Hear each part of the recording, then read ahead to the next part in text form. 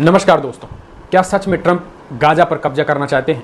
आखिर गाजा पर हमले क्यों करवा रहे हैं ट्रंप? इसराइल ने कल एक बार फिर से हमले किए, जिसके बाद हूथियों ने अटैक करने की धमकी दी है। दरअसल इसराइल ने उस हॉस्पिटल को निशाना बनाया है जिस हॉस्पिटल में बड़े पैमाने पर महिलाएं और बच्चों का इलाज चल रहा था।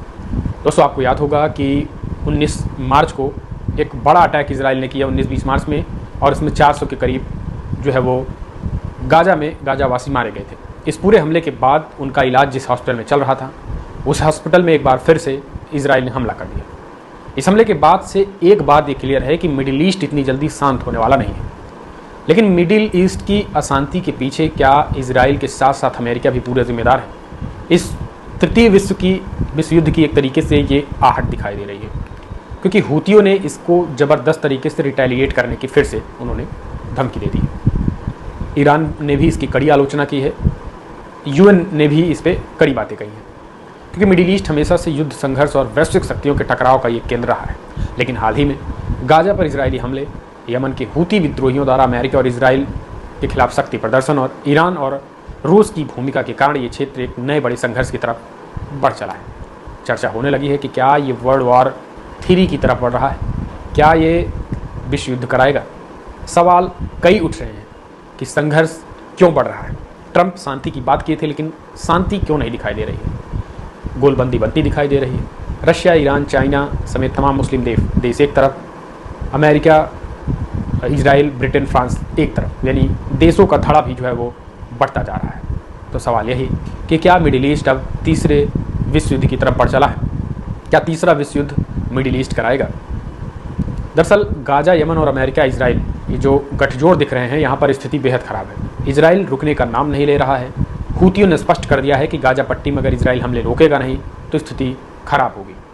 जिस तरीके से 19 मार्च को इजरायली वायुसेना ने गाजा पट्टी में ज़बरदस्त हवाई हमला किया था, उसके बाद वो हमास के ठिकानों को निशाना बनाया और हमले में 400 से ज़्यादा फ़लस्तीनी नागरिकों को मौत के घाट उतार दिया और सैकड़ों घायल भी हो गए थे। इजराइल ने दावा किया था कि हमास ने दक्षिणी इजराइल पर रॉकेट दागे थे, जिसका हमने जवाब दिया है और ये जवाब देना ज़रूरी था।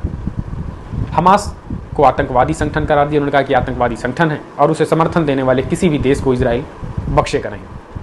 यानी अगर हमास अपने लोगों की मदद करे तो वो आतंकवाद है।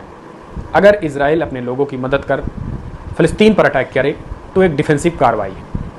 फ़लस्तीन और अरब देशों की एक तरीके से इस पर जो प्रतिक्रिया रही वो काफ़ी कड़ी रही। फ़िलिस्तीनी नेताओं ने इसे एक तरीके से युद्ध अपराध बताया था और वैश्विक समुदाय से इजराइल को रोकने की अपील की थी। अब इस पूरे मामले में फिर से जब से हॉस्पिटल पे इजराइल ने हमला किया है, उसके बाद से युद्ध जो है वो बढ़ती दिखाई दे रही है। ईरान, तुर्की और कतर जैसे देश इजराइल की कड़ी निंदा करते हुए दिखाई दे रहे हैं। यमन के हूती विद्रोही भी लगातार इजराइल और अमेरिका पर हमले कर रहे हैं, उनको निशाना बना रहे हैं। उन्होंने कहा है कि पिछले 10 दिनों में इजराइल ने जो स्थिति क्रिएट की है उसका जिम्मेदार इजराइल है और खामियाजा और परिणाम भी इजराइल ही भुगतेगा।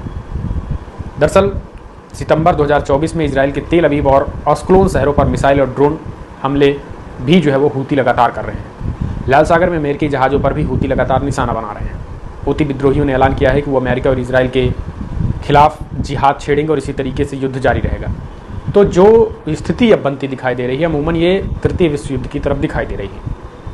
लेकिन अमेरिका और ब्रिटेन की जो बात है, वो ब्रिटेन अमन ने हूती विद्रोहियों पर हवाई हमले किए, जिसमें कई हूती कमांडर भी मारे गए थे। आपको याद होगा उस वक्त की स्थिति। लेकिन अभी भी हूती फिलहाल रुकने का नाम नहीं ले रहे हैं। तो अब स्थिति जो है वो जैसे जैसे बढ़ती जा रही है, उस स्थिति और भी चुनौतीपूर्ण बन रही है।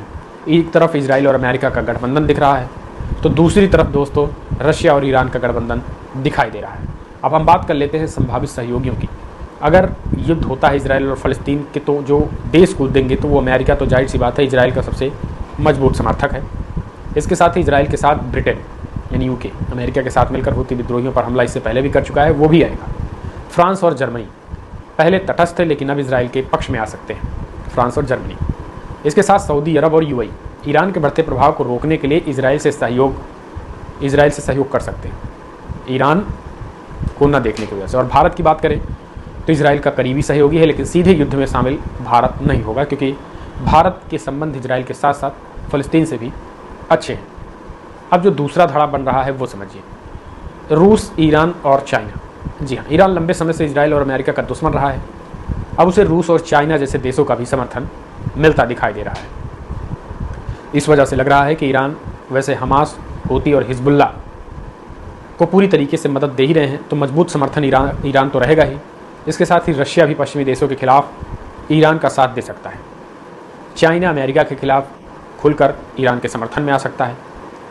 कहा जा रहा है कि उसी वक्त वो जो है वो चाइना भी आ सकता है। सीरिया की बात करें तो पहले से ही ईरान का समर्थक रहा है, और लेबनान, हिजबुल्ला, इजराइल पर तो हमला करता ही रहता है। तो ये एक धड़ा ये बन सकता है। यहाँ पर भी हमने आपको बताया कि भारत का जो रुख है वो फिलहाल स्टैंड उनका क्लियर है, वो तटस्थ है, वो दोनों तरफ है। तो ये चीज़ें देखने को मिल रही हैं। अगर ये स्थिति होती है दोस्तों अमूमन, तो स्थिति खराब होगी और युद्ध की सिचुएशन बनती दिखाई दे रही है। लेकिन फिलहाल यहाँ पर हूती विद्रोही जो है वो अपनी शक्ति का प्रदर्शन कर रहे हैं, और हूती ये नहीं चाहते हैं कि ये युद्ध आगे बढ़े, और यही कारण है कि वो इजराइल और अमेरिका को समझा रहे हैं कि गजा पट्टी पर हवाई हमले बंद कर दें, फ़िलिस्तीन के लोगों को जीने दें। फ़िलिस्तीनी जो है वो पूरी तरीके से शांति से अब जीना चाहते हैं, लेकिन अगर फ़िलिस्तीन पर हमले नहीं रुकेंगे तो हिजबुल्ला भी इसी तरीके से अटैक करता रहेगा। फिलहाल दोस्तों अब वो नहीं चाहेगा कि अमेरिका और नाटो सीधा टकराएं, क्योंकि रशिया का इजराइल के साथ भी व्यापारिक संबंध है, लेकिन रूस जो है वो ईरान और हूती विद्रोहियों का समर्थन जो है वो करता आया है। अगर अमेरिका सीधे इस युद्ध में कूदता है तो रशिया, चाइना भी इंटरेस्ट ले सकते हैं, क्योंकि रूस और चाइना को तो एक मौका चाहिए अमेरिका के खिलाफ।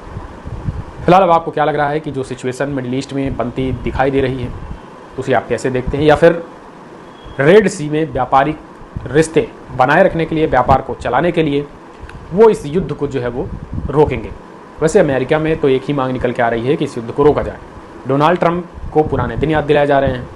कहा जा रहा है कि डोनाल्ड ट्रंप जो कि जब सत्ता में थे तो उन्होंने बखूबी कहा था कि जब हम सत्ता में आएंगे तो शांति लाएंगे, लेकिन वो सत्ता में और शांति भी नहीं आई।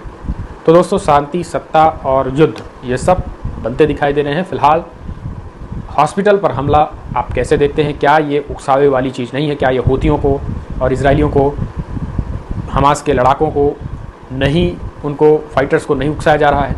इजराइल के हमले को आप कैसे देखते हैं? क्या ये तृतीय विश्व युद्ध कराएगा? कमेंट्स माध्यम से अपने सुझाव देना ना भूलें। फिलहाल इस वीडियो में इतना ही। नमस्कार।